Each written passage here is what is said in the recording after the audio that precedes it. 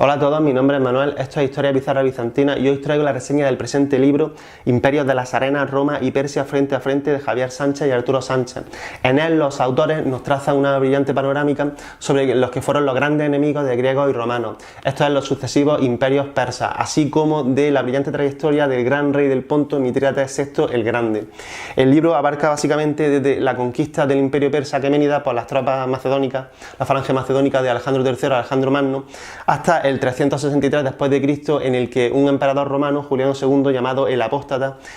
muere en batalla en su intento de conquistar Persia, y precisamente este hecho no fue baladí, puesto que con la muerte de Juliano II, Juliano el Apóstata, la suerte del mundo antiguo de la religión de los dioses paganos quedó sellada y el cristianismo se enseñoreó con todo el imperio romano, muy especialmente con su parte más rica, que fue el Oriente. El Imperio de las Arenas, Roma y Persia frente a frente, los autores analizan cómo era la sociedad de los distintos y sucesivos imperios persas, con un especial cuidado del ámbito militar, es decir, cómo fueron las principales campañas, cómo era la estructura del ejército y cómo era la panoplia de los soldados persas. Lo primero que llama la atención del mundo persa es que el arma estrella era la caballería pesada, y digo que llama la atención puesto que en comparación en Occidente griegos y romanos apostaron por la infantería pesada, o lo que es lo mismo, esas legiones romanas o esa falange macedónica. En Persia, por el contrario, la caballería pesada recibió a lo largo de la historia distintos nombres como clibanarios, catafractos o sabaranes. Esta caballería pesada consistía en un jinete y obviamente un caballo que iban totalmente revestidos por una armadura metálica y que tenían dos peculiaridades. Una de ellas es que fiaban en el campo de batalla todo a una carga de caballería de un poder devastador y absolutamente superlativo, y por otro lado esta caballería pesada, que recordemos que fue en Mesopotamia el principal campo de batalla en el que Roma y Persia en aquella época se repartían la hegemonía en el mundo, pues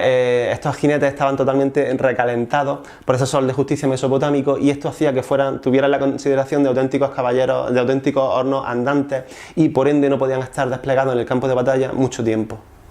El primero de los imperios persas analizados, Imperio de las Arenas, Roma y Persia frente a frente, es el imperio Seleucida, que es aquel que surge de la descomposición del gran imperio del conquistador del mundo antiguo por excelencia, que fue Alejandro Magno. Recordemos que Alejandro III de Macedonia muere sin un sucesor, sin un heredero claro, en Babilonia en el 323 a.C. Y curiosamente, a la postre, de todos sus generales, de todos sus sucesores, de todos sus diádocos, el que se queda con la parte más rica y más grande del botín fue Seleuco, que consiguió levantar un imperio formidable, extensísimo, en lo que antaño más o menos había sido el imperio persa aqueménida. Este imperio Seleucida fue un sueño imposible, una mezcla mal avenida entre una élite griega y una población asiática que veía a los griegos como conquistadores que estaban hollando la sagrada tierra persa. Este imperio tuvo numerosos problemas, y pese a que fue capaz de levantar poderosísimos ejércitos y a que la práctica totalidad de sus emperadores Seleucidas fueron auténticos rayos de la guerra, logró subsistir 2 siglos y un poco más. Tuvo numerosos enemigos internos, es decir, la propia población no veía con buenos ojos esa dominación griega, como ya he dicho antes, y además, como buen reino helenístico, el imperio Seleucida se vio particularmente aquejado por los conflictos civiles, o lo que es lo mismo, cuando un emperador Seleucida moría o simplemente estaba en el trono, pues generalmente tenía un hijo, sobrino o hermano que le disputaba el poder, lo cual ayudó sobremanera a desangrar el poderío del imperio. También estuvo enzarzado como buen reino helenístico en guerra con los demás reinos helenísticos, especialmente con el Egipto tolemaico, con el que tuvo numerosísimas guerras por el control de la estratégica Siria. Todo esto hizo que el imperio Seleucida durase un poco más de 2 siglos, que no es una duración menor, pero realmente llegó a extinguirse, no pudo ser aquello, y sus restos fueron repartidos en mitad entre la República Romana y muy especialmente entre el imperio persa de los partos.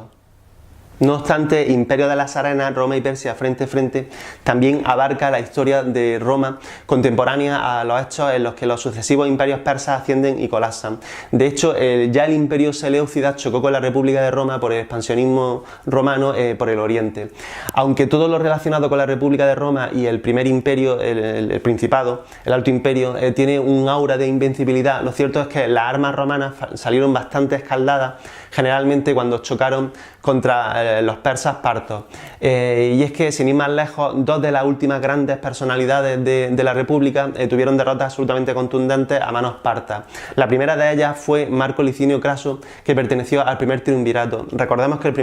el triunvirato es esa institución que los romanos se sacaron de la manga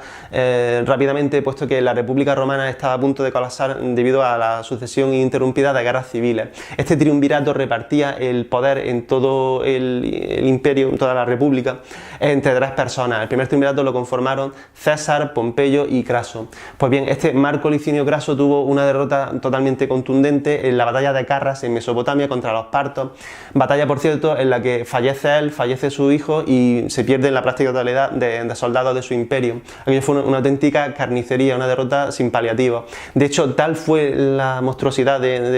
la fatalidad de esta derrota que se llegan a perder los emblemas de las legiones, las célebres águilas. Y esto, aunque a día de hoy nos pueda parecer una tontería, causó un auténtico trauma nacional en el orgullo romano. Y hay que decir que estas águilas se recuperaron décadas posteriormente, cuando el primero de los emperadores romanos, Augusto, en una hábil maniobra política, que no militar, consiguió que los partos devolvieran a Roma el orgullo perdido y sus águilas perdidas en la batalla de Carras.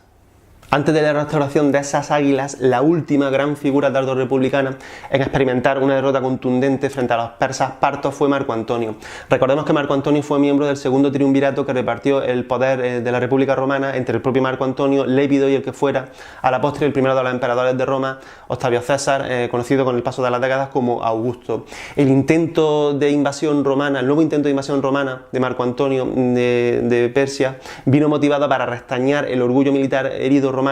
que propició el desastre de Carras, como ya hemos visto. A lo largo de los siglos fueron numerosos los generales romanos, tanto republicanos como imperiales, que pretendieron conquistar el imperio de las arenas y hacerse con las fabulosas riquezas de Persia, en un claro intento de emular la gloria del que fuera el conquistador y el militar por antonomasia en el mundo antiguo, Alejandro III de Macedonia, Alejandro el Grande, Alejandro Magno. De esta misma manera fueron miles los soldados romanos que encontraron su destino en las tierras bañadas por el Tigris, el Éufrates y el Orontes, puesto que fue en la propia Mesopotamia y en Siria los lugares en los que tanto Roma como Persia, los sucesivos imperios persas, se midieron frente a frente. Hay que decir que los partos, pese a estas brillantes conquistas, estos brillantes éxitos militares frente a los romanos, y pese a que ellos vendieron su dinastía como un poder auténticamente asiático, auténticamente persa, en comparación con el poder griego de los Seleucidas, lo cierto es que esta dinastía parta no llegó a consolidarse, y aunque reinaron siglos, lo cierto es que tuvieron una espectacular y muy pronunciada y larga decadencia que propició que fueran depuestos y que esta vez sí una gran dinastía autóctona persa levantara un grandísimo imperio que pondría en un gran aprieto al último periodo de la Roma unificada en su conjunto y al primer periodo del Imperio Romano del Oriente, a Constantinopla, y a que surgiera el último gran poder persa antes de la dominación musulmana, el Imperio Sasánida. Fue el imperio sasánida, esta vez sí, el poder autóctono persa que más cerca estuvo de emular la gloria y especialmente las fronteras del imperio aqueménida. Los sasánidas, frente a los partos, sí lograron consolidar un estado centralizado poderoso en el que la autoridad imperial no era discutida por los nobles, y esto puso al imperio romano en jaque, puesto que por primera vez desde hacía siglos Roma contaba con un vecino, un rival prácticamente igual de poderoso que ella. Es decir, desde que Roma extingue el poder de Cartago, pues su expansión por todo el Mediterráneo y más allá pues había sido inmisericordia e inevitable prácticamente, puesto que solo Roma había chocado con reinos bastante decadentes, como por ejemplo los reinos helenísticos, pero esta vez Roma ya sí se enfrenta con un rival capaz de tener el músculo económico financiero suficiente como para poner en el tapete de la guerra miles de soldados que le discutan a Roma el poder, su soberanía sobre su territorio más rico, que fue el Oriente, o lo que es lo mismo, provincias como Siria y Mesopotamia, pero también Asia Menor o el propio Egipto se vieron durante generaciones amenazadas por los persas sasánidas. Para lograr todo esto, los sasánidas se basaron en dos acciones de gobierno. Por un lado, se pretendieron sucesores, continuadores de los aqueménidas, y pretendieron restaurar las fronteras del Imperio Aqueménida, lo cual le llevó inevitablemente a chocar contra los romanos, puesto que gran parte del Imperio Aqueménida en aquellos siglos pertenecía al Imperio Romano. Y por otro lado intentaron hacer una jugada que vemos que también se hace en el mundo antiguo, en el mundo romano, que es intentar aglutinar a las diferentes gentes del imperio en una única fe. Roma lo hizo con el cristianismo y salió triunfante, y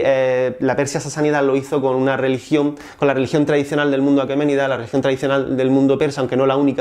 que fue el zoroastrismo. Aquí los sasánidas contaron con menos suerte que los romanos, puesto que el propio cristianismo en las tierras sasánidas, las tierras de Persia, arraigó en su modalidad o herejía, si se prefiere, nestoriana, con bastante fuerza. Imperio de las Arenas, Roma y Persia frente a frente está editado en 2017 por la editorial HRM Ediciones. Estamos ante una agradable y escueta edición, pues como vemos no es muy grande y sienta muy bien a la mano, puesto que sus 375 páginas no son muchas y se sostiene bastante bien. Cuenta con tapa blanda con solapa, un papel de adecuada calidad y gramaje, y como curiosidad lo que más destaca de la edición es la multitud de reproducciones en blanco y negro de estatuarias, obras de arte, numismática, que tiene a lo largo del texto, contando eso sí con un destacado cuadernillo central, esta vez a todo color, en el que se nos presentan multitud de mapas de los diferentes, las fronteras del mundo romano y del mundo persa. Esta edición puede ser encontrada en librería a un precio de 24,95. Los autores de Imperio de las Arenas, Roma y Persia frente a frente son Javier Sánchez, doctor en Ciencias de la Antigüedad y licenciado en Filología Clásica, y Arturo Sánchez, historiador y arqueólogo. A modo de conclusión tengo que decir que me ha gustado mucho la lectura de Imperio de las Arenas, Roma y Persia frente a frente, puesto que por sus páginas desfila el que fuera el gran enemigo del mundo greco-romano, esos grandes desconocidos como fueron los persas. Lamentablemente la visión que tenemos nosotros de los persas no es la más justa, puesto que fueron un conjunto de pueblos que consiguieron levantar bastantes imperios, bastante longevos y muy poderosos. Lo cierto es que los persas tuvieron la mala suerte, por un lado, de encarnar al enemigo tradicional del mundo greco-romano, y por otro lado cayeron conquistados a las primeras de cambio, en los primeros impases de la expansión musulmana, propiciando que su cultura, o lo que es lo mismo, su civilización, su religión, puesto que en la historia, como bien sabéis, religión y civilización van de la mano, prácticamente se extinguiese. El zoroastrismo a día de hoy subsiste, pero es una religión terriblemente minoritaria, y también esta expansión musulmana propició que nos llegaran muy pocos restos arqueológicos de aquella época. Es curioso que nosotros los occidentales, que somos herederos de la visión, de la cosmovisión romana, pues pensemos erróneamente que el gran enemigo de Roma fueron las tribus germánicas, que lograron colapsar la parte más pobre del imperio en el 476, esas tribus germánicas que acaban con Occidente. Pero verdaderamente el gran enemigo que tuvieron los romanos, el gran rival a batir durante gran parte de su historia, fueron los persas, muy especialmente el último gran imperio persa, que fue el sasánida, y durante siglos la muerte en el inconsciente colectivo de las legiones tuvo forma de caballería pesada persa. Hay que decir que, por último, el imperio de las Arenas, Roma y Persia frente a frente, acaba en el 363 con la muerte de Juliano el Apóstata en su intento de conquistar Persia, pero definitivamente los sasánidas fueron vencidos por Roma en época de Heraclio, cuando Heraclio